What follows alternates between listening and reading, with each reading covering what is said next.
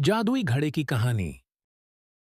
घनी पहाड़ियों के बीच एक सुंदर सा गांव बसा था जिसका नाम रामनगर था।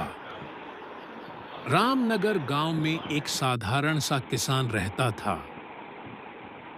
वह दिन रात मेहनत करता, पर उसकी जमीन इतनी बंजर थी कि कितनी भी मेहनत करे, फसल कभी भी अच्छी नहीं होती थी।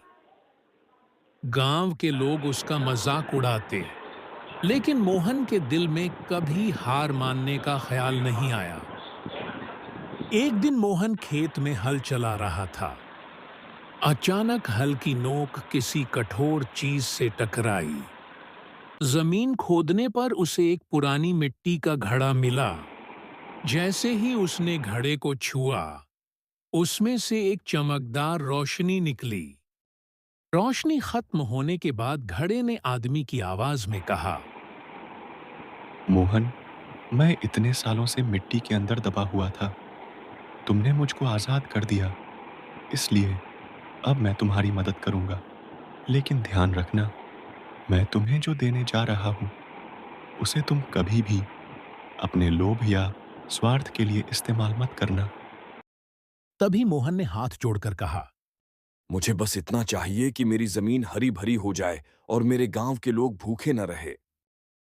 तब घड़े ने कहा, ठीक है, मेरे जाने के बाद जो मेरे नीचे राख है, उसे तुम अपने खेतों में डाल दो। तुम्हारी मनोकामना पूरी हो जाएगी। इतना कहकर गधा वहां से गायब हो गया। जैसे उसने कहा, किसान ने ठीक वैसे ही किया। काम पूरा करने के बाद किसान अपने घर की ओर चला गया। पूरे गांव के लोग ये कारनामा देखकर दंग रह गए और खुशी के मारे फूले नहीं समाये।